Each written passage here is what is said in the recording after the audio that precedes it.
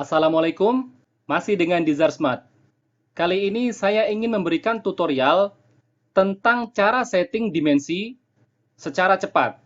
Tutorial ini saya khususkan untuk kalian yang baru ingin belajar AutoCAD secara mandiri. Nah, setelah kalian membuka program AutoCAD kalian, pasti akan muncul seperti ini. Yang pertama, pastikan saja kalian menggunakan template AutoCAD ISO. Tujuannya apa? Agar layar kerja kalian langsung menggunakan ukuran milimeter. Bagaimana caranya? Agar kita tahu bahwa ukuran kita itu menggunakan milimeter. Caranya seperti ini. Ketik saja UN, Enter. Atau spasi ya. Maksudnya Enter itu spasi. Lihat di sini, unitnya sudah menggunakan milimeter. Kita buat garis terlebih dahulu. Misalkan kita masukkan 10. Enter. Escape. Terus kita buat lagi di bawah.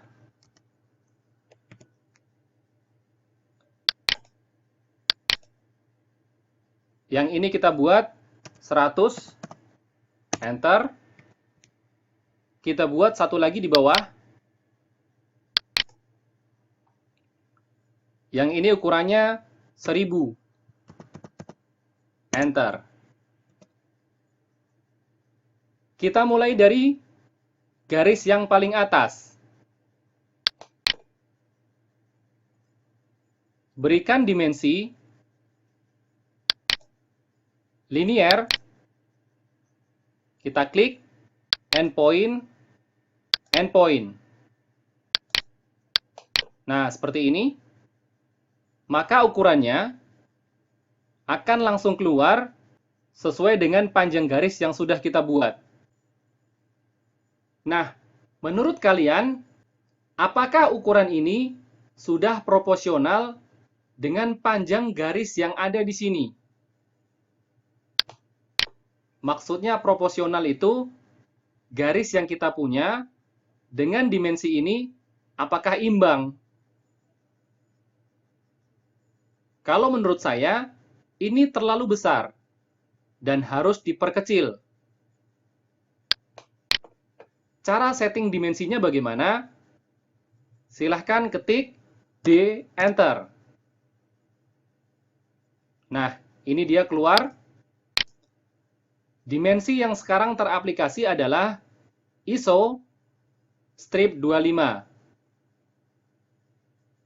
Terus kita modify. Langsung saja menuju ke fit. Ini dia.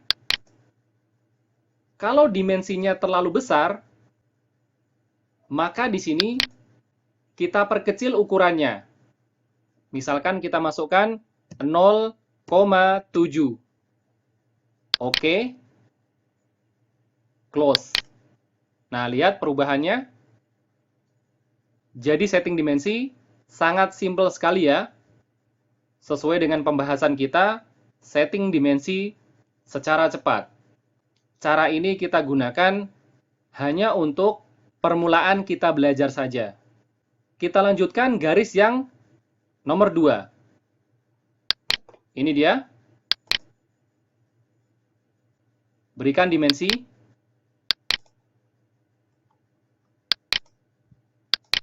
Nah, seperti ini.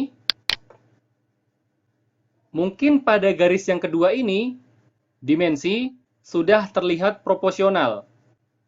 Jadi dilihatnya lebih enak ya, daripada garis yang pertama tadi. Nah, yang kedua ini, saya akan berikan tutorial bagaimana caranya menambahkan tulisan. Jadi kalau seandainya kita ingin menambahkan tulisan satuan, misalkan sentimeter atau milimeter, itu caranya bagaimana? Masih sama, menggunakan setting dimensi. Ketik saja D Enter, modify, kita ke primary unit. Di bagian suffix, kita isikan milimeter. Menggunakan huruf kecil ya. Nah, seperti itu. Terus kita OK. Close. Nah, sekarang ukuran kita sudah ada huruf penambahnya. Atau dengan kata lain, ukuran ini satuannya adalah milimeter. Kita lanjutkan garis yang ketiga.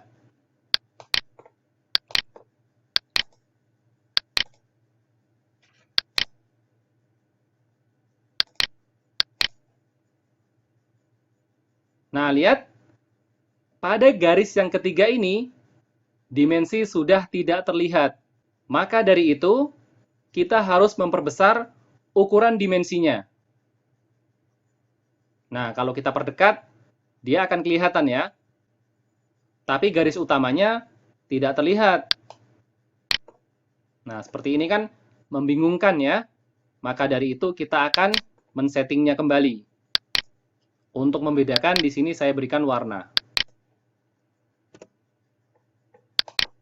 Kita ketik D Enter, ISO 25, modify, fit, use overall scale of, kita perbesar menjadi misalkan 5 kali lipat. Oke, close. Nah, lihat. Apakah menurut kalian sudah cukup? Secara otomatis, karena dimensinya, stylenya sama, yang atas ini juga ikut besar ya, karena dimensi stylenya sama ya. Maka dari itu, nanti kalau kalian sudah membuat gambar, itu harus diambil ukuran yang paling tengah. Jadi kira-kira satu dimensi style itu bisa untuk memberikan di semua objek garis. Bisa dimengerti ya? Nah, ini saya hapus biar tidak membuat bingung. Kita fokus lagi di sini.